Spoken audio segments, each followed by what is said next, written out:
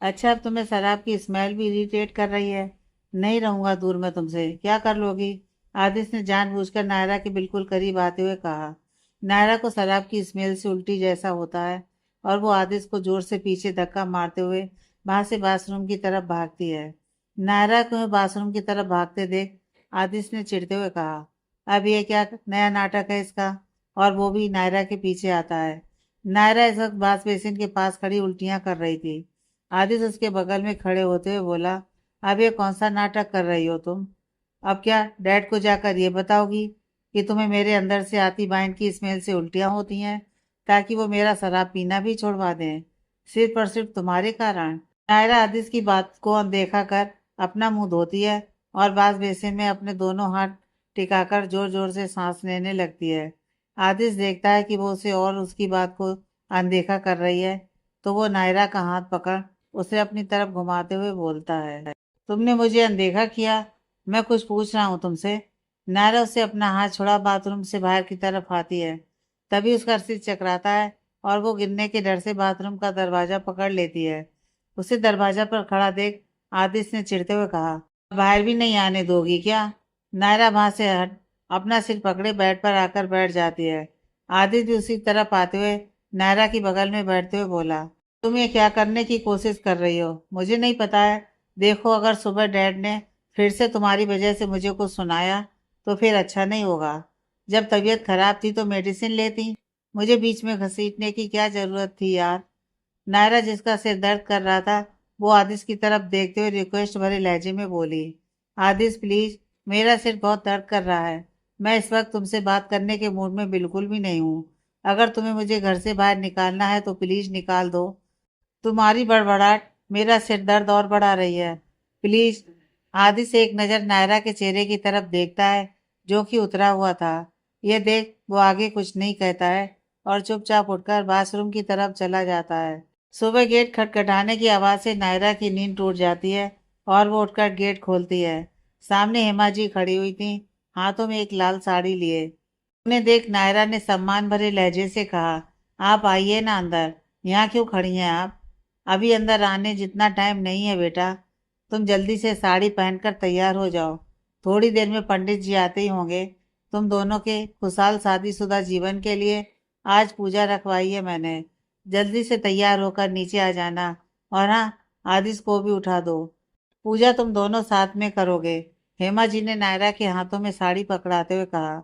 नायरा हल्का सा मुस्कुराते हुए हाँ में गर्दन हिला देती है। थोड़ी देर बाद नायरा तैयार होती है।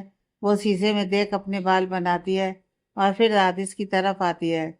आदिश इस वक्त बेड पर पेट के बल सोया हुआ था। उसकी आधी कंबल उसके पैरों पर थी और आधी बेड से नीचे। उसे देख नायरा बुदबुदाई, कैसे सोता है ये लड़का?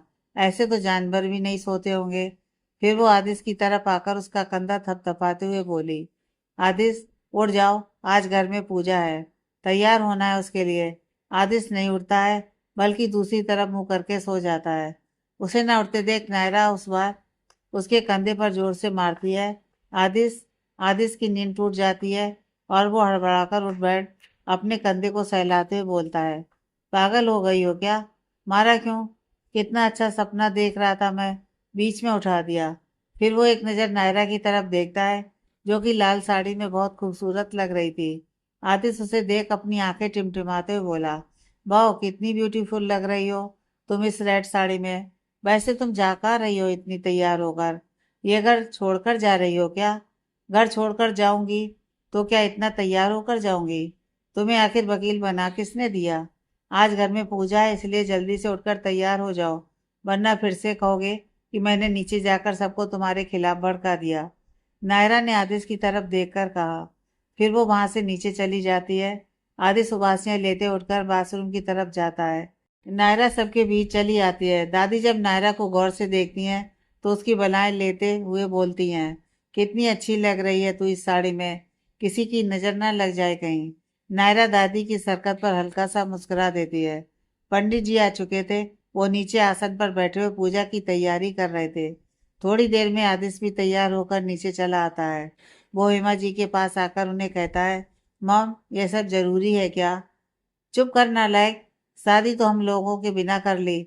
अब तू चाहता है हम लोग हमारे मन का कुछ नहीं करें? चुपचाप आकर पूजा में बैठ जा, वरना मैं तेरे बाप को बोलने वाली हूँ अब। दादी ने आदिश को डांट दिया। बेचारा आदिश, अब उसके पास और कोई ऑप्शन नहीं था, तो वो चुपचाप आकर पूजा में बैठ जाता है। नायरा वहां पहले से बैठी हुई थी। आदिश उसे तिरछी नजर से देखता है और फिर अपना ध्यान पूजा में लगा लेता है। पंडित जी दोनों को हाथ आगे करने को कहते हैं, तो दोनों अपना सीधा हाथ आगे कर देते हैं। उसके बाद पंडित जी आदिश के हाथ पर नायरा का हाथ रखते हैं और फिर नायरा के हाथ में फूल और कपूर रख उन्हें हवन कुंड के पास रखने को कहते हैं। दोनों वैसा ही करते हैं। फिर दोनों हवन कुंड में आहुति डालते हैं। उसके बाद एक एक कर सभी हवन कुंड में आहुति डालते हैं। पूजा संपन्न होने के बाद पंडित जी उन दोनों की तरफ देखकर कहते हैं, पूजा संपन्न हुई। मैं आप दोनों के खुशहाल वैवाहिक जीवन की कामना करता हूँ। इस बीच दादी ने पंडित जी की तरफ देखकर कहा, पूजा तो संपन्न हो गई पंडित जी, लेकिन एक काम अभी अधूरा रह गया। हेमा बहू जाओ। दादी ने हेमा जी से कहा तो वो उठकर वहां से कमरे की तरफ चली जाती है। सभी इस वक्त दादी की तरफ देख रहे थे। दादी के कहे अनुसार हेमा जी उठकर कमरे की तरफ चली जाती हैं। थोड़ी देर बाद वो वापस आती हैं, लेकिन इस बार उनके हाथों में कुछ था। वो सबके बीच वो लाल रंग का मखमली कपड़ा दादी को पकड़ा देती हैं। सभी उस कपड़े को ध्यान से देखने लगते हैं, खासकर आदिश। दादी उस कपड़े के अंदर से एक मंगलसूत्र निकालती हैं और पंडित जी की तरफ बढ़ाते हुए बोलती हैं, पंडित जी, मेरे पोते ने पूरे रीति रिवाज से शादी नहीं की है। यह कागजों की शादी भी भला कोई शादी होती है? जैसे पानी के छींटे से कागजों पर लिखे अक्षर धुंधले पड़ जाते हैं, वैसे ही रिश्ता भी फीका पड़ता चला जाता है।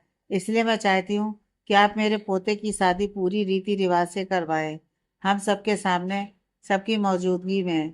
दादी की बात सुनते ही आदिश और नायरा दोनों का ही चेहरा दादी की तरफ मुड़ जाता है और आंखें जैसे फैलकर बाहर आने को होती हैं। यही हाल रमन का था। बाकी सब उनकी बात से सहमत थे। हाथों की उंगलियों को आपस में मसलता आदिश मन ही मन खुद से बड़बड़ाया, नहीं, मैं ऐसा नहीं कर सकता। मुझे किसी रिश्ते में नहीं बनना है। अचानक बीच पर मिली लड़की से मैं शादी कैसे कर सकता हूँ भला? मैं तो इसे ठीक से जानता तक भी नहीं हूँ। नहीं, मैं ये शादी नहीं कर सकता। लेकिन मना कैसे करूं? वही परेशान सी नायरा मन ही मन बोलती है, ये क्या कर रही हैं दादी? नहीं, मैं ये शादी नहीं कर सकती। भले ही अबीर ने मुझे धोखा दिया हो, लेकिन मैंने तो उससे सच्चा प्यार किया था। मैं ये शादी नहीं कर सकती।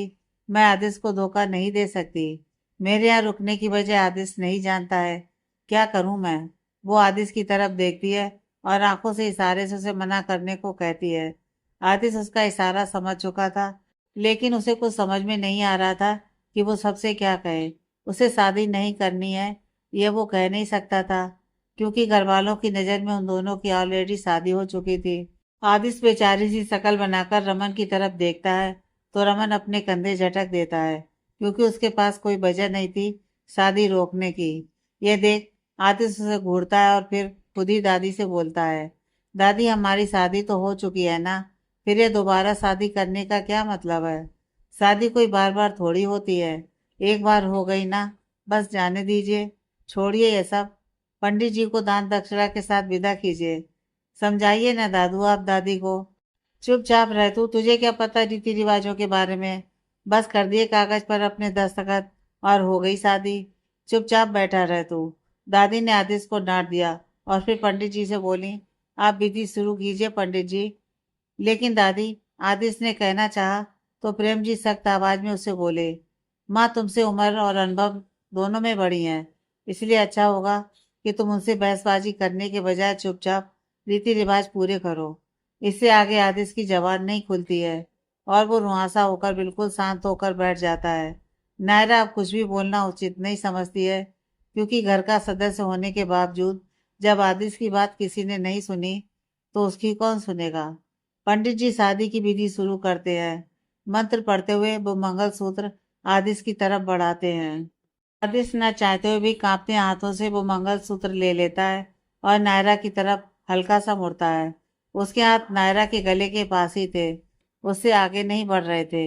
यह देख हेमा जी आदिश के कंधे पर हाथ रखते हुए कहा, आदि, क्या हुआ बेटा? पहनाओ मंगलसूत्र नायरा को। आदिश अपने हाथ आगे बढ़ाता है। नायरा उसकी तरफ देख नामे गर्दन हिला देती है। आदिश आगे बढ़ नायरा के गले में मंगलसूत्र बांधते हुए धीरे से बोला, अगर तुम्हें हिम्मत है तो मना कर दो, और हाँ, मना डैड से करना, फिर मैं देख लूंगा। नायरा आदित्य की तरफ देखती है, जो कि उसके गले में मंगलसूत्र पहना उसकी जगह सही से बैठ गया था। फिर से मंत्र पढ़ते हुए पंडित जी सिंदूर की डिब्बी उठाकर आदिश की तरफ बढ़ाते हैं। आदिश डिब्बी में से चुटकी भर सिंदूर लेता है और नायरा की मांग में भर देता है। नायरा की आंखें इस वक्त बंद हो चली थीं। फिर दोनों फेरे के लिए खड़े होते हैं। उड़ते वक्त नायरा का सिर हल्का सा चकराता है, जिससे वो लड़खड़ा जाती है, लेकिन आतिश उसे कंधे से पकड़ लेता है। दोनों फिर फेरे पूरे करते हैं। फेरे पूरे होते ही पंडित जी मुस्कुराते हुए बोले, विवाह संपन्न हुआ। आज से आप दोनों पूरी रीति रिवाज से पति पत्नी हुए। अब घर के सभी बड़ों का आशीर्वाद ले लीजिए। दोनों सबके पैर छूने लगते हैं। दादी उन दोनों को मुस्कुराते हुए आशीर्वाद देती हैं। सदा खुश रहो तुम दोनों, और जल्दी से मुझे परदादी बना दो। उनके बोलते ही आदेश उन्हें घूरते हुए बोला, शादी करवाने से मन नहीं भरा आपका? जब आपको पोता पोती भी चाहिए। दोनों रमन की तरफ आते हैं। नायरा जैसे उसके पैर छूने को झुकती है, तो वो उसको कंधे से पकड़कर रोकते हुए हल्का सा मुस्कुराकर बोला, लड़कियां पैर नहीं छूती। फिर तुम तो मेरी छोटी बहन जैसी हो। हमेशा खुश रहो। फिर वो आदिश के गले लगते हुए बोला, शादी की बहुत बहुत बधाई वकील साहब। आप तो बड़ा खुश हो रहे होगे आज। आदिश ने चिढ़ते हुए कहा, खुश होऊंगा ही, आखिर तेरी शादी जो हो गई। रमन ने जानबूझकर उसे चिढ़ाया।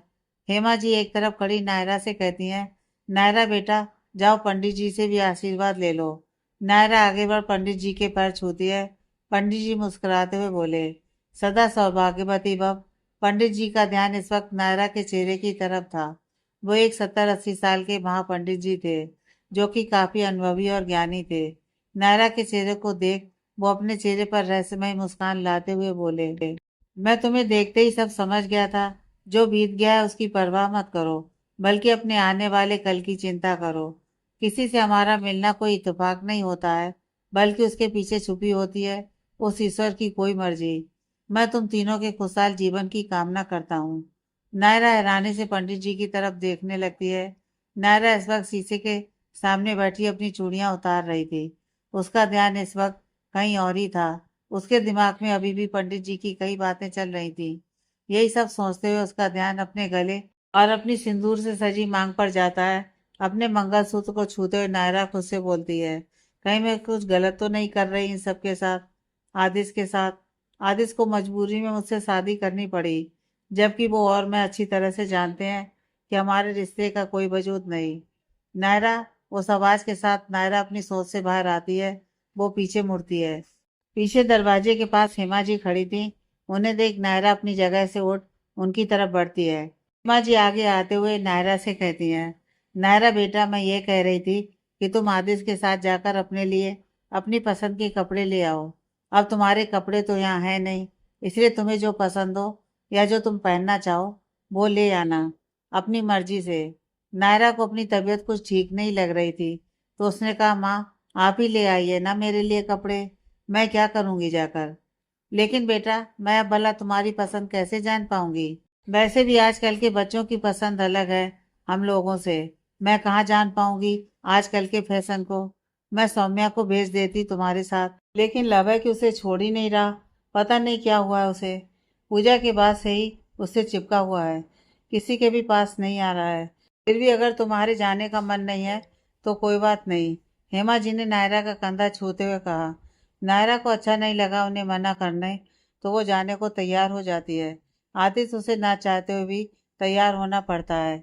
कमरे में आकर वो अलमारी से अपने लिए फॉर्मल कपड़े निकालता है और उन्हें बेड पर रख अपना कुर्ता निकालने लगता है। उसे सिर्फ पजामे में देख नायरा पीछे घूमते हुए बोली, क्या कर रहे हो? यही कपड़े चेंज करोगे क्या? थोड़ी बहुत तो शर्म रखो। आतिश ने शर्ट पहनते हुए नायरा को घूरा। मेरी मर्जी, मैं कहाँ भी कपड़े बदलूं, मेरा कमरा है, मेरे कपड़े हैं, मैं कहीं भी कपड़े पहनूं, तुम्हें उससे क्या है? ठीक है, जो करना है वो करो, लेकिन प्लीज ये पैंट तो कम से कम बाथरूम में जाकर पहन लो, प्लीज। नायरा ने आतिश की तरफ देखा। आतिश उसे एक नज़र देखता है, फिर चेंजिंग रूम की तरफ बढ़ जाता है। थोड़ी देर बाद वो बाहर आकर शीशे के सामने खड़ा वो परफ्यूम लगाने लगता है। उसे परफ्यूम से नहाते देख नायरा ने कहा, इतना परफ्यूम कौन लगाता है? मैं लगाता हूँ। ऐसे थोड़ी ना लड़कियां मेरे आगे पीछे घूमती हैं। आदित्य ने अपनी शर्ट का कॉलर ठीक करते हुए एटीट्यूड से कहा। थोड़ी देर बाद वो दोनों गाड़ी में थे।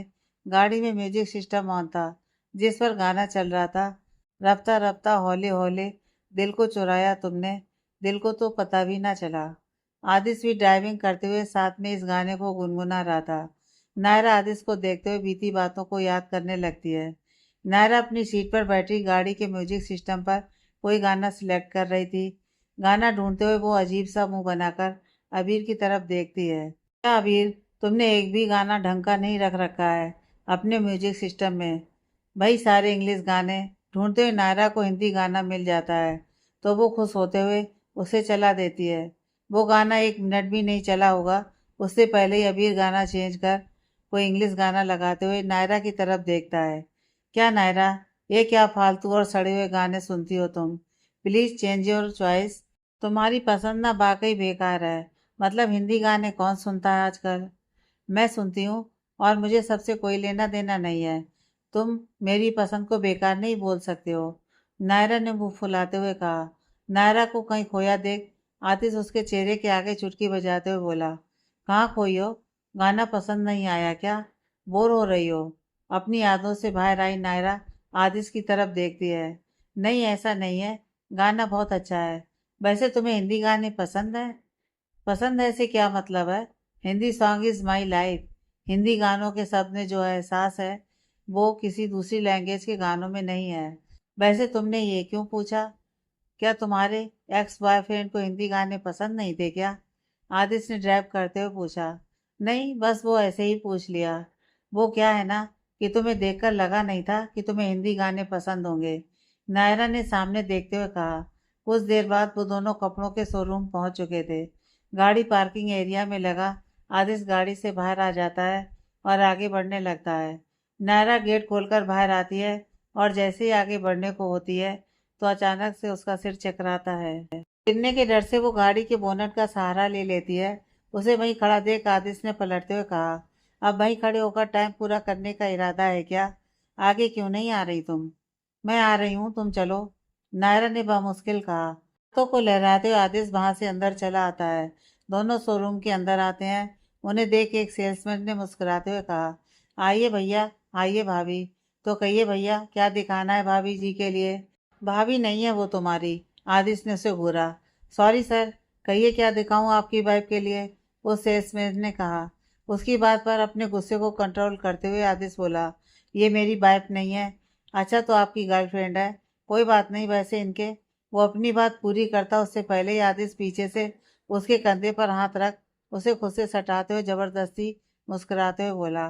क्यों, तुम क्या मेरे साले लगते हो जो मैं सब कुछ तुम्हें बताऊं? तुम्हारा काम लोगों को कपड़े दिखाना है, उनकी रिश्ते जानना नहीं।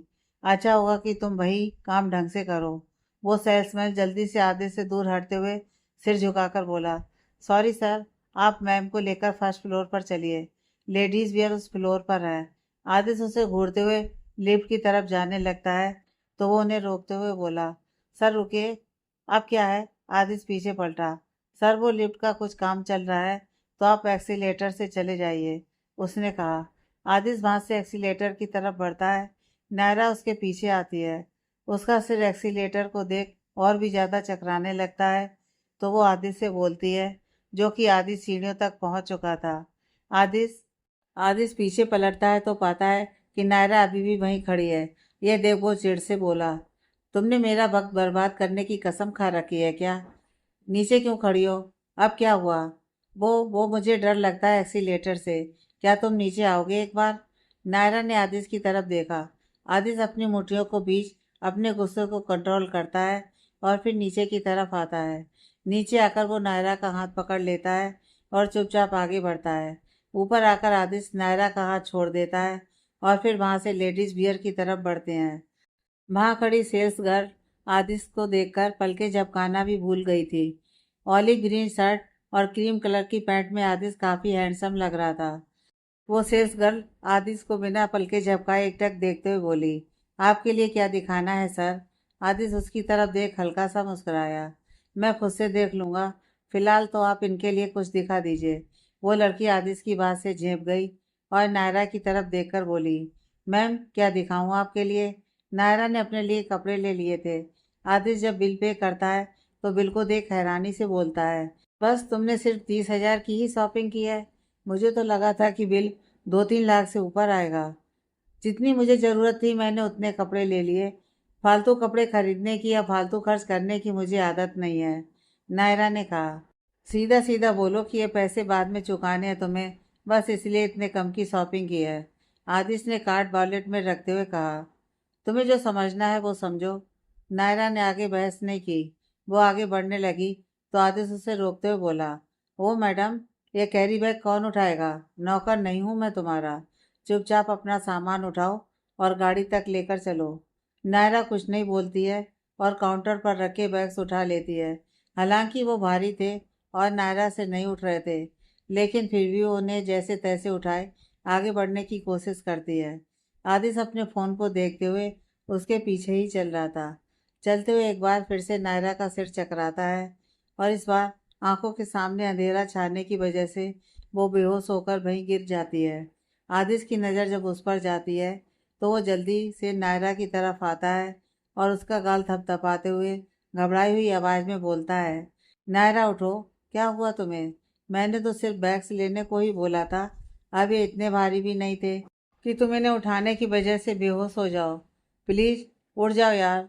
नायरा की आंखें नहीं खोलने पर आतिश उसे गोद में उठाकर गाड़ी की सीट पर बिठाता है और फिर सारे बैग्स गाड़ी की डिग्गी में रख गाड़ी आगे बढ़ाता है।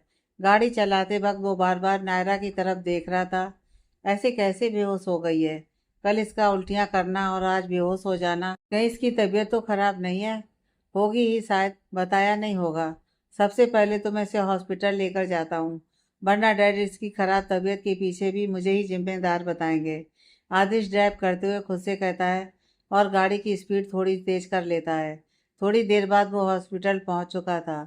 नायरा को गोद में लिए वो अंदर आता है। डॉक्टर नायरा को एडमिट कर लेते हैं और उसका चेकअप करने लगते हैं।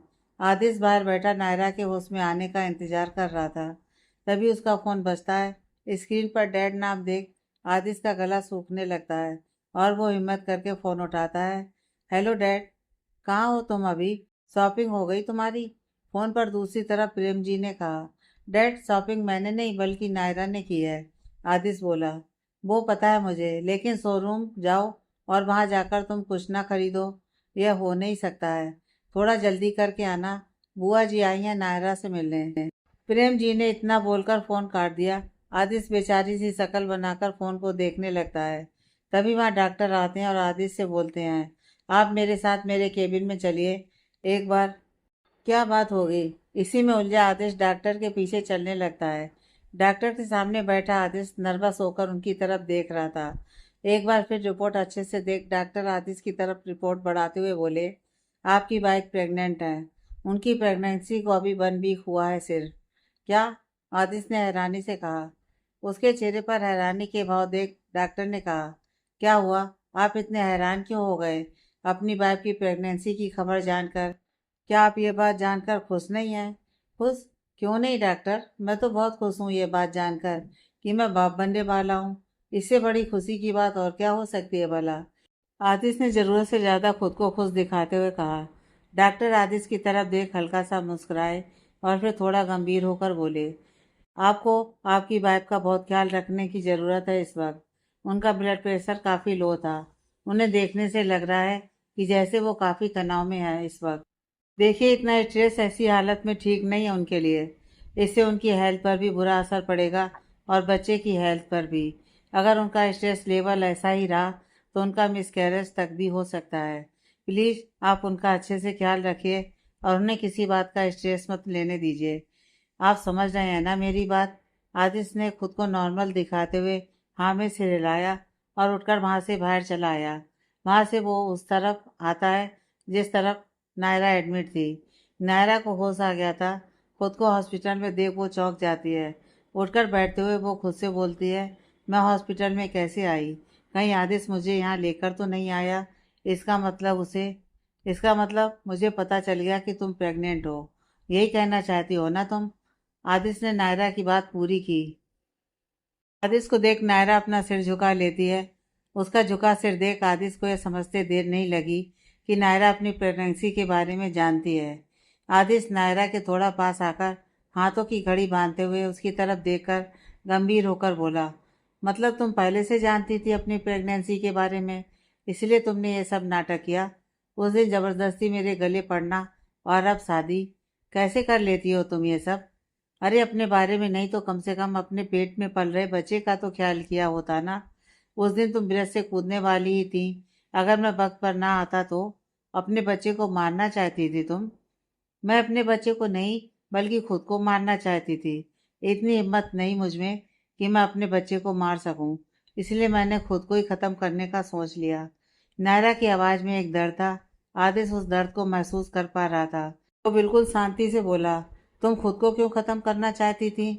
तुम लड़कियों की यही प्रॉब्लम है, पहले बिना कुछ सोचे समझे किसी को अपना सब कुछ सौंप देती थी, बिना ये जाने कि बाद में वो तुम्हें चीट भी कर सकता है। फिर अगर नतीजा ऐसा निकले तो फिर बस खुद को ख़त्म कर लो, हो गई प्रॉब्लम सॉल्व। तो क्या करती मैं? अगर मेरे मम्मी पापा मुझ पर तरस खाकर मुझे रख भी लेते तो भी वो कभी मेरे बच्चे को नहीं अपनाते। मेरे पापा मेरे बच्चे को मार देते, मेरा अबॉर्शन करवा देते। नायरा चीख पड़ी। फिर वो रोते हुए बोली, तुम भी बताओ मैं क्या करती? जो कुछ भी हुआ है उस सब में मेरे बच्चे का क्या कसूर है? धोखा मुझे अबीर ने दिया था, मेरे बच्चे ने नहीं। तो कैसे मैं इसे अपने शरीर से अलग कर दूं? बताओ मुझे, क्या एक माँ ऐसा कर सकती है? नायरा सुबह कर रोने लगी।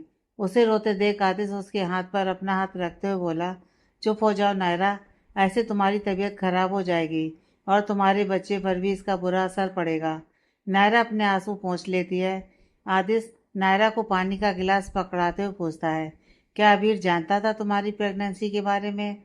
हाँ, मैंने उसे सब बता दिया था।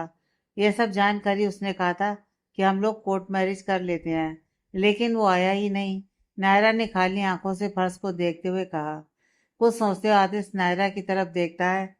घर पर क्या कहेंगे? हमारी झूठी शादी को सिर्फ 3 दिन हुए हैं और 3 दिनों में तुम प्रेग्नेंट भी हो गई। अगर डैड को ये सब पता चला तो गोली से उड़ा देंगे मुझे। तुम इन सब की फिक्र मत करो। अपनी प्रेगनेंसी के कारण ही मैं तुम्हारे घर पर रहना चाहती थी। यही वजह थी जो मैं उस दिन तुम्हारे साथ आने को तैयार हो गई थी।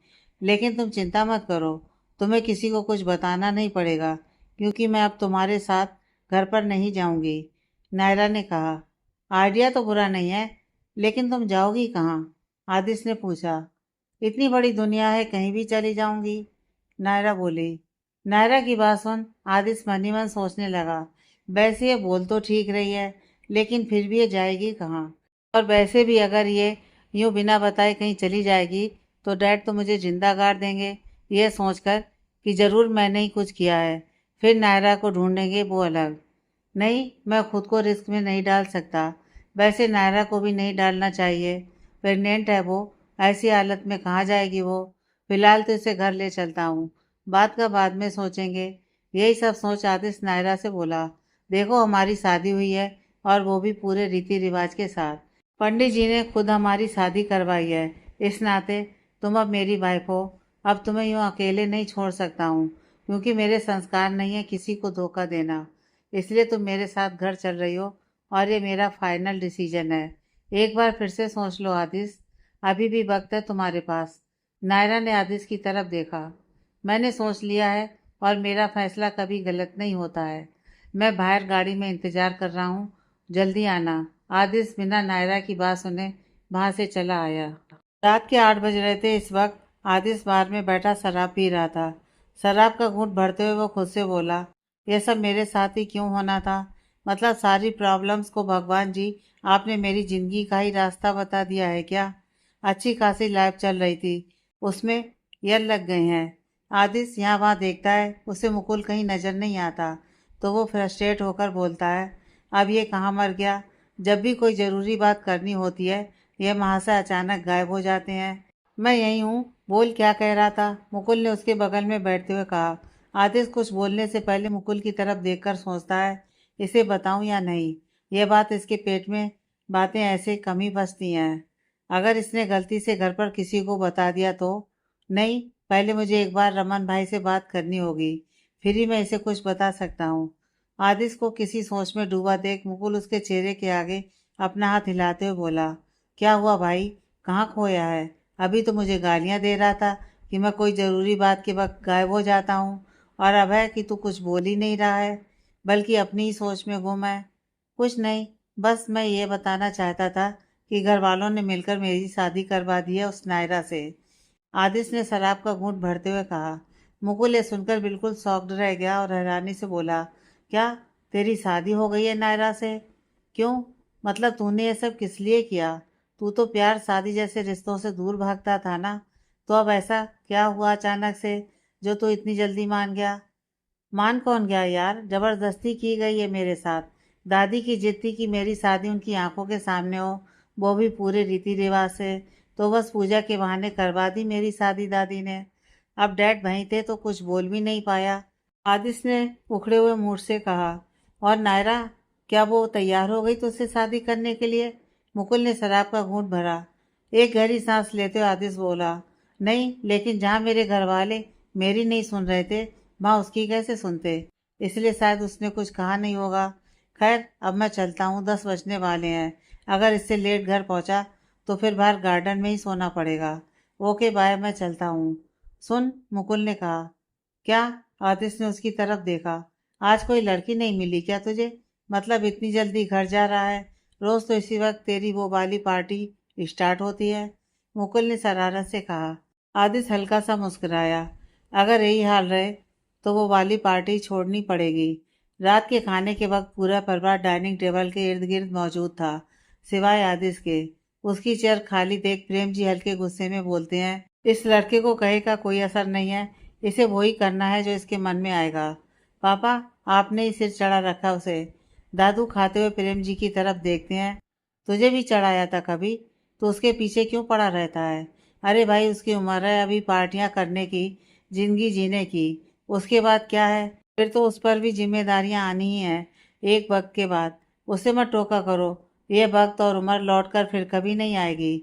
आपके हिसाब से सिर्फ आदिश ही है उम्र के उस पड़ाव पर, क्या रमन नहीं है? वो तो ऐसी हरकतें नहीं करता। प्रेम जी ने एक नज़र रमन की तरफ देखा। मैं ये नहीं कहता कि रमन उम्र के उस पड़ाव पर नहीं है, लेकिन सब एक जैसे नहीं होते हैं। रमन में समझदारी है जबकि आदि में बचपना है, दादू ने कहा। तो कब जाएगा उसका बचपना पापा? हाँ, कब? उसकी शादी हो चुकी है, अब नायरा उसकी जिम्मेदारी है।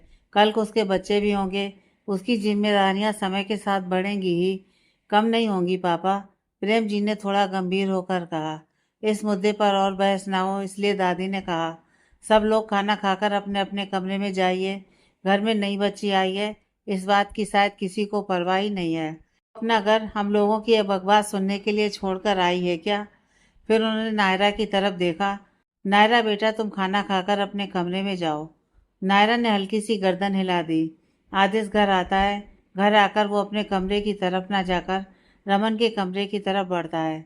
कमरे के पास आकर वो दरवाज़ा खटखटाता है। दरवाज़ा रमन ही खोलता है। सामने आदिश को देख वो बोला, क्या हुआ?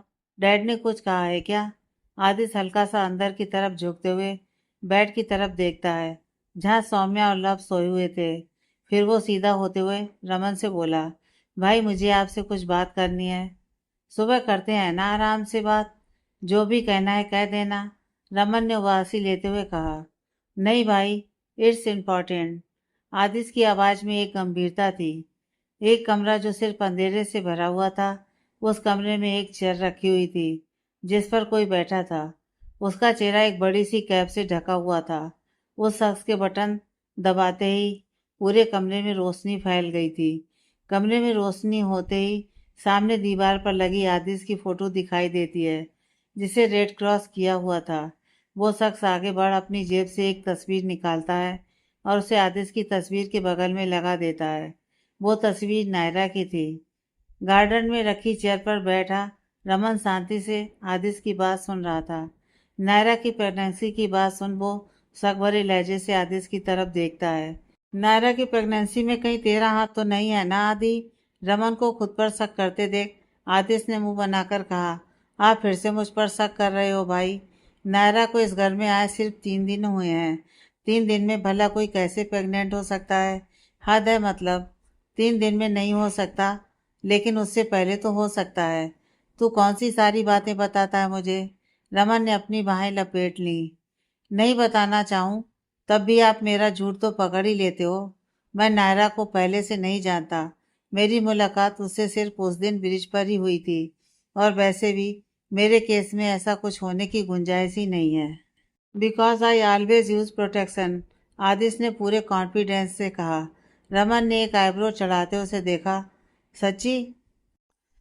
मुच्ची, अब भाई प्लीज आप इस प्रॉब्लम का कोई सॉल्यूशन निकालिए, बजाय मुझ पर शक करने के। आदिश ने परेशान होकर कहा। अच्छा ठीक है, लेकिन तू चाहता क्या है? सुबह ही तेरी नायरा से शादी हुई है, भूल गया ये बात? अब तुझे नायरा के अच्छे बुरे के बारे में सोचना चाहिए। तू पति है अब उसका, रमन ने कहा। बिल्कुल नहीं, मैं नहीं मानता इस शादी को। मैं क्यों सोचूं भला उसके बारे में? बच्चा उसके उस भगौड़े बॉयफ्रेंड का है, मेरा नहीं। मैंने नहीं भगाया था नायरा को उसके घर से। मैं कोई फालतू का रिश्ता नहीं रखना चाहता उसके साथ। आदिश ने अपने कंधे झटक दिए। लेकिन तू उसके साथ रिश्ते में बन चुका है। अग्नि को साक्षी मानकर तूने फेरे लिए हैं उसके साथ। नायरा के तेरे साथ आने की वजह शायद उसका बच्चा है। तू जानता है आदिश, एक बिन ब्याही लड़की का प्रेग्नेंट होना हमारे समाज के हिसाब से बहुत बड़ा गुनाह है। यह समाज के लोग ऐसी लड़की को चैन से जीने नहीं देते हैं। नायरा एक अच्छी लड़की है, उसके साथ कुछ बुरा नहीं होना चाहिए। नायरा और उसके बच्चे को अपना लो। आदि, रमन की आवाज़ में एक गंभीरता थी। आदि से एकटक रमन को देखता है और फिर झुंझलाकर बोलता है।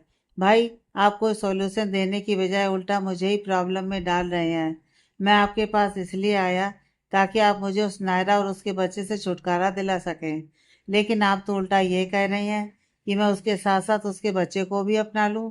नो नेवर, ऐसा कभी नहीं होगा भाई। नताशा के साथ पूरे 1 साल का रिलेशनशिप था मेरा, तब भी मैं उसके साथ सीरियस नहीं था, क्योंकि प्यार मोहब्बत जैसी चीज़ें इंसान को सिर्फ दर्द और धोखा ही देती हैं। सॉरी भाई, बट मुझसे ये नहीं होगा, आदिश ने कहा और वहां से चला आया। रमन उसे जाते देख रहा था, फिर वो हल्का सा मुस्कुराया। मुझे ये क्यों लगता है कि तेरी लाइफ में नायरा ही लिखी है। तेरी ना का जवाब बहुत जल्द हाँ में बदल जाएगा। तेरी है अनएक्सपेक्टेड मैरिज तेरी लाइफ बदल देगी मेरे भाई। आदिश अपने कमरे में आता है। नायरा इस वक्त सो चुकी थी। आदिश उसे चिढ़ से देखते हुए बेड पर बैठकर अपने जूते खोलते हुए बड़बड़ाता है। गर्लफ्रेंड किसी और की, बच्चा किसी और का, लेकिन साला पालना मुझे पड़ रहा है। खाया पिया कुछ नहीं, गिलास तोड़ा 12 आना। अपने जूते निकाल बिना कपड़े चेंज ही आदिश सो जाता है। सुबह के वक्त नायरा शीशे के सामने खड़े अपने बाल बना रही थी। कंघा रखते वक्त उसका हाथ अपने पेट पर चला जाता है। अपने अंदर नन्ही जिंदगी को महसूस करते हुए नायरा पेट की तरफ देखकर बोलती है। मुझे नहीं पता कि तुम्हारा फ्यूचर कैसा होगा, लेकिन मैं उसे अच्छा बनाने की पूरी कोशिश करूंगी। मैं तुम्हें रखना चाहती हूँ। मैं यहाँ कितने दिन और हूँ ये मुझे भी नहीं पता है, लेकिन इतना ज़रूर पता है कि एक ना एक दिन मुझे यहाँ से जाना ही पड़ेगा। जानती हूँ सब लोग तुम्हें मेरी गलती बताएंगे जो मैंने अनजाने में की है, लेकिन क्या एक औरत का माँ बनना कोई गलती है? एक औरत का माँ बनना गलती नहीं है, लेकिन बिन ब्याही माँ बनना गलत है। तुमने प्यार में धोखा खाया है और यह उसी की गलती है। आदिश उठकर बैठ गया। नायरा पीछे पलटती है। मर्यादा तो हम दोनों ने लांगी थी, फिर गलत सिर्फ मैं ही क्यों? क्योंकि तुम एक लड़की हो। हमारा इंडिया कितनी भी तरक्की कर ले, लेकिन औरतों के मामले में हमारी सोच कभी नहीं बदलने वाली। कुछ भी ऐसा वैसा हो तो उसका सारा दोष औरत पर डाल दो, क्योंकि हर औरत अपने लिए आवाज़ कहाँ उठा पाती है। आदिश की आवाज़ में एक गहराई थी। वैसे तुम कब जा रही हो यहाँ से? क्या जब तुम्हारा टमी बाहर निकलने लगेगा तब जाओगी यहाँ से, ताकि तुम्हें कोई जाने ना दे? आदिश ने बेड से उठते हुए कहा। मैं चली जाऊंगी, तुम ही कोई रहने की जगह देख लो मेरे लिए। नायरा ने आदिश की तरफ देखा। Good point, I will try. बोलते हुए आदिश बाथरूम की तरफ बढ़ने लगता है। तभी उसे धक्का लगता है और वो दूसरी तरफ घूम जाता है, क्योंकि नायरा तेजी से बाथरूम की तरफ भागती है उल्टियाँ करने के लिए। सक्सेना मिला। नायरा के पापा, मम्मी और उसका भाई इस वक्त डाइनिंग टेबल के इर्द गिर्द बैठे हुए थे। नायरा के पापा कुलदीप जी के अलावा और कोई खाना नहीं खा रहा था। कुलदीप जी की नज़र जब उन दोनों की प्लेट पर जाती है तो वो थोड़ी सख्ती से बोलते हैं। तुम दोनों के खाना नहीं खाने से वो वापस नहीं आने वाली है। अगर उसे थोड़ी सी भी हम लोगों की परवाह होती तो वो इतना बड़ा कदम कभी नहीं उठाती। इसलिए हम लोगों को भी उसकी परवाह करने की कोई ज़रूरत नहीं है। अच्छा होगा कि आप दोनों अपना नाश्ता ख़त्म करें। नायरा की माँ दीप्ति जी भीगी पलकों से कुलदीप जी की तरफ देखती हैं। अब वह कुछ न कह सका सिवाय सिर झुकाने के। एक अंधेरा कमरा जिसमें सिर्फ एक छोटा सा बल्ब जल रहा था, वो भी पेंटिंग स्टैंड के ऊपर। सामने खड़ा कोई शख्स जिसकी सिर्फ पीठ दिख रही थी। वो कोई पेंटिंग बना रहा था। पेंटिंग पूरी होते ही उस शख्स के होंठों के किनारे हल्के से मुरझाते हैं और उसकी वो आंखें पेंटिंग को बड़े ही प्यार से निहारने लगती हैं। तुम वाकई में बहुत खूबसूरत हो। बहुत बहुत बहुत ज़्यादा खूबसूरत हो। लेकिन तुम गलत जगह और गलत इंसान के साथ हो। तुम्हें मेरे पास होना चाहिए था। मेरे पास। उस साजिश को तुम्हारी कोई कदर नहीं है। अगर तुम मेरे पास होती ना तो मैं तुम्हें पलकों पर बिठा कर रखता। उसकी आंखों में एक डरावनी चमक दिखाई दी। उस अंधेरे से भरे कमरे में सिर्फ उसकी आंखें ही दिखाई दे रही थी। प्रेम जी नाश्ता करके ऑफिस जा चुके थे। आदिस हॉल में सोफे पर बैठा लैपटॉप पर कुछ चेक कर रहा था। उसे आज कोर्ट थोड़ा लेट जाना था। दादू उससे कुछ दूरी पर बैठे न्यूज़पेपर पढ़ रहे थे। तभी वहां रमन आता है। उसे देख आदिस ने पूछा, भाई आज ऑफिस नहीं गए क्या आप? बस थोड़ी देर में जाने वाला हूँ, रमन ने कहा। हाँ जल्दी ही चले जाइए भाई, वरना डैड बोलेंगे कि मैंने आपको भी बिगाड़ दिया। आदिस ने कहा तो रमन हल्का सा मुस्कुरा दिया और वहां से आगे बढ़ने को हुआ। जाते हुए आदिश की नज़र रमन की शर्ट की बाजुओं पर जाती है जिस पर कलर लगा हुआ था। ये देख आदिश ने कहा, भाई क्या आप यही शर्ट पहनकर आज ऑफिस जाने वाले हैं? हाँ क्यों, क्या हुआ? अच्छा नहीं लग रहा है ये शर्ट? रमन ने रुककर पूछा। अच्छा तो लग रहा है लेकिन शायद आपने इस पर लगा कलर नहीं देखा है। सुबह सुबह पेंटिंग करने बैठ गए थे क्या? आदिश ने लैपटॉप एक तरफ रखते हुए कहा। रमन अपनी शर्ट की बाजू देखता है फिर बोलता है, अच्छा ये, अरे वो लब ने पूरे कमरे में अपने कलर्स फैला रखे थे तो शायद उसी से लग गया होगा। मैं चेंज करके आता हूँ। कोर्ट की कैंटीन में बैठा आदिश अपने सामने बैठे मुकुल की तरफ देखकर बोलता है, मुकुल अगर मैं नायरा को किसी फ्लैट में छोड़ दूँ तो क्या ख्याल है तेरा इस बारे में?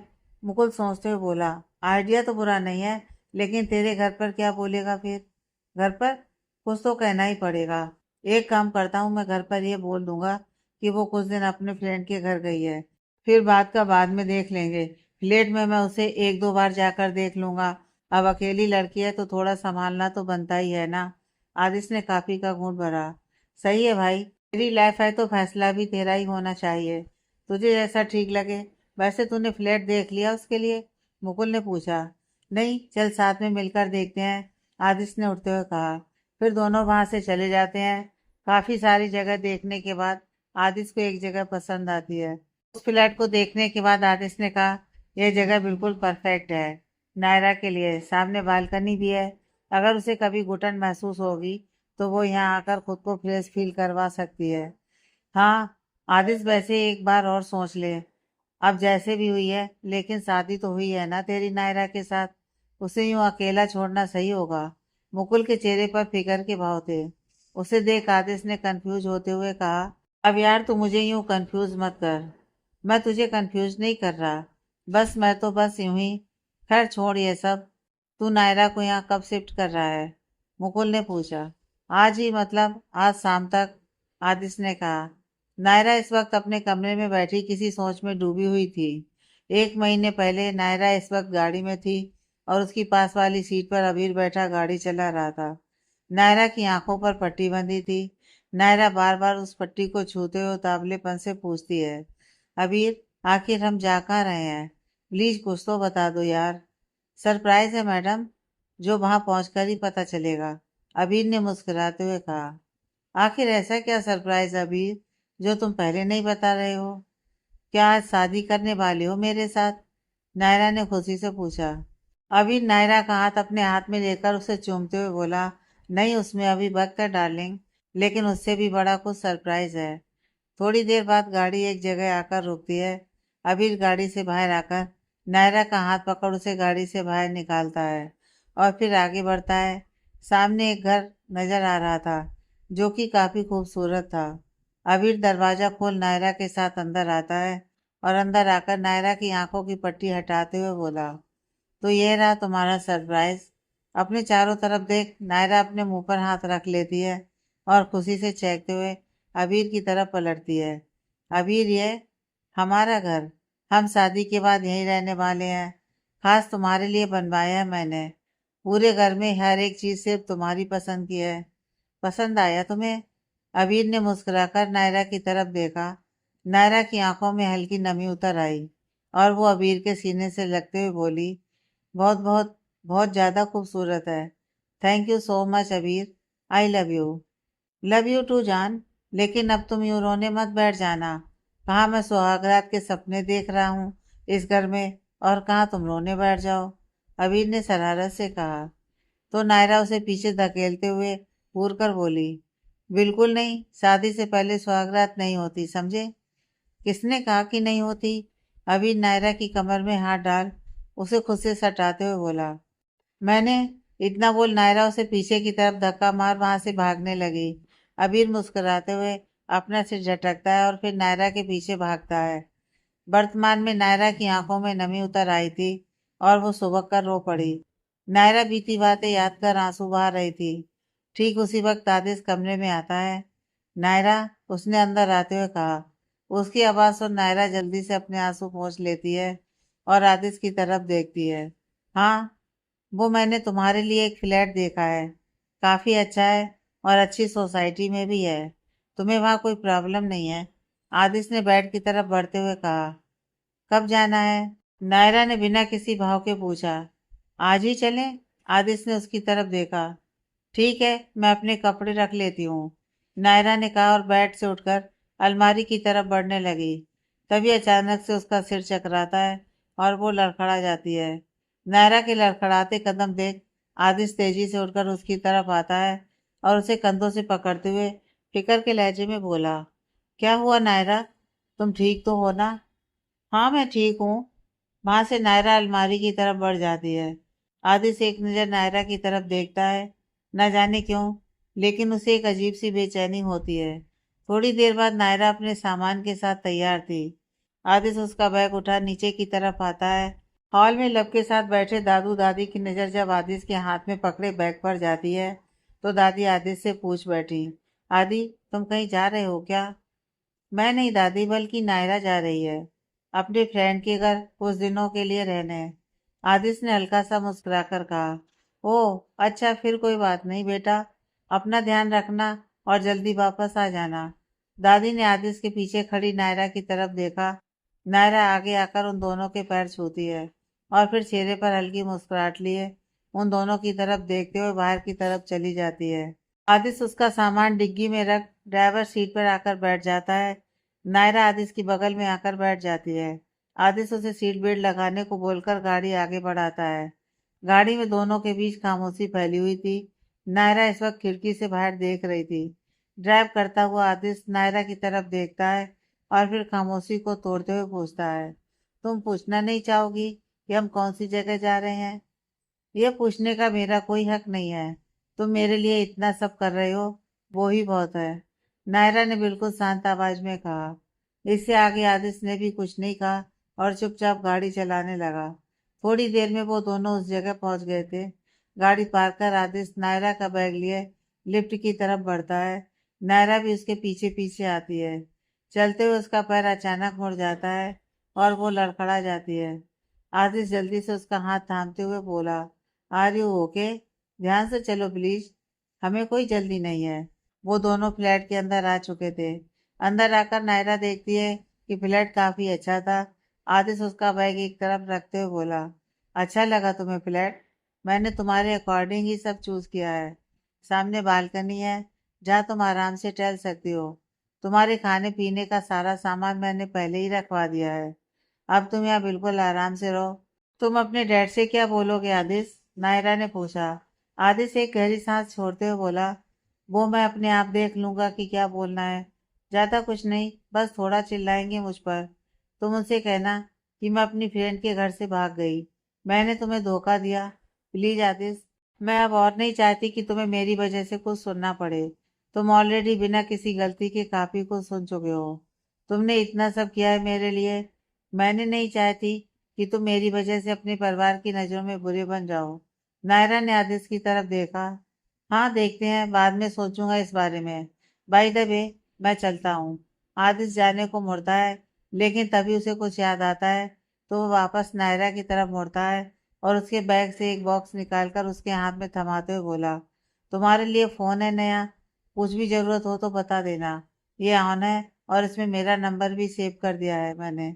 ओके, मैं चलता हूँ अब। आदिश, नायरा ने कहा। हाँ, आदिश हल्का सा पीछे पलटा। थैंक यू इन सब के लिए, नायरा ने शुक्रिया के भाव से कहा। आदिश हल्का सा मुस्कुरा दिया। सुंदर लड़कियां कभी सॉरी या थैंक यू नहीं बोलती। Take care yourself. Aadish वहां से चला आया। अपने हाथ में मौजूद फोन को देख नायरा गहराई से सोचते हुए बोली, वो लड़की वाकई बहुत खुशनसीब होगी जिसके तुम हमसफर बनोगे।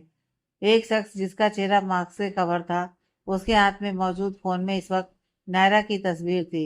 उस तस्वीर को देखते वक्त उस शख्स की आंखों में अजीब सी चमक थी। नायरा की तस्वीर को जूम करते हुए वो बोला, तो तुम अब अकेली हो। चलो अच्छा है, इस बहाने तुमसे मुलाकात थोड़ी अच्छे से हो पाएगी। फिर उस तस्वीर को देखते हुए वो जोर जोर से हंसने लगता है। उस सन्नाटे से भरे कमरे में उसकी हंसी काफी डरावनी लग रही थी। रात के करीब 11 बज रहे होंगे। नायरा इस वक्त सो चुकी थी। तभी उसके फ्लैट के डोर की डोरबेल बजती है। एक बार डोरबेल बजने से नायरा की नींद नहीं खुलती है। एक बार फिर डोरबेल बजती है। इस बार नायरा की नींद टूट जाती है। वो उठकर फोन में टाइम देखती है, जहाँ 11 बज रहे थे। इस वक्त कौन हो सकता है? कहीं आदिश? मैं भी ना। उसके अलावा और कौन होगा? नायरा खुद से बोलती है और कमरे से बाहर दरवाजे की तरफ बढ़ती है। इस बीच कोई साया बालकनी से अंदर आ चुका था। नायरा दरवाजा खोलती है, लेकिन बाहर कोई नहीं था। ये देख नायरा ने माथे पर बल डाले, कोई भी तो नहीं है बाहर। फिर डोरबेल किसने बजाई थी? शायद कोई बच्चा होगा, शरारत कर रहा होगा। यह सोच नायरा दरवाजा फिर से बंद कर लेती है और पीछे मुड़ती है। पीछे मुड़ते ही उसकी नज़र सामने बालकनी के ग्लास डोर पर जाती है, जो उसे हल्का खुला दिखा। यह देख नायरा बालकनी की तरफ बढ़ती है और डोर को अच्छे से लॉक करते हुए बोली, शायद मैंने अच्छे से देखा नहीं होगा। फिर वो वापस अपने रूम की तरफ बढ़ जाती है। रूम का दरवाजा खोलते वक्त उसे यह एहसास होता है कि जैसे कोई उसके पीछे है, तो वो तेजी से पीछे पलटती है, लेकिन पीछे कोई नहीं था।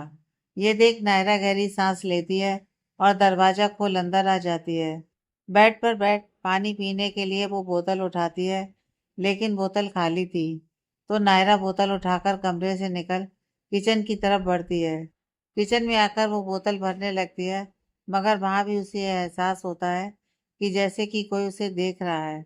नायरा को अब घबराहट होने लगी थी। वो जल्दी से बोतल भर कमरे की तरफ बढ़ने लगती है, लेकिन तभी हॉल की सारी लाइट बंद हो जाती है। ये देख नायरा की आंखें डर से फैल जाती हैं और उसका गला सूख पड़ता है। Hello beautiful.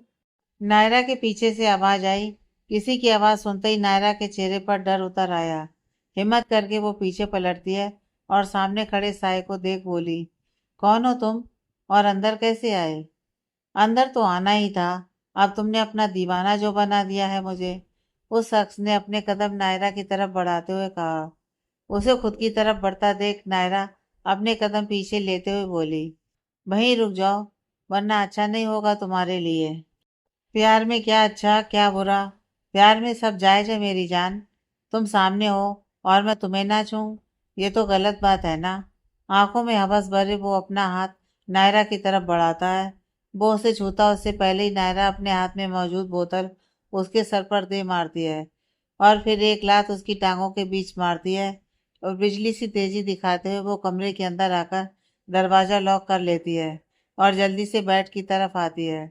अपने पेट पर हाथ रखे वो लंबी लंबी सांसें लेने लगती है और फिर अपना फोन उठा उसमें आदिश को कॉल लगाती है। आदिश इस वक्त होटल के रूम में किसी लड़की के साथ था। उसका कोट एक तरफ चेयर पर पड़ा था। वो बेड पर पैर नीचे लटकाए बैठा हुआ था। उसकी गोद में कोई लड़की बैठी थी, जो कि शर्ट के अंदर से झांकते आदिश के खुले सीने को सहला रही थी। वहीं आदिश के होंठ उस लड़की के कंधे पर चल रहे थे।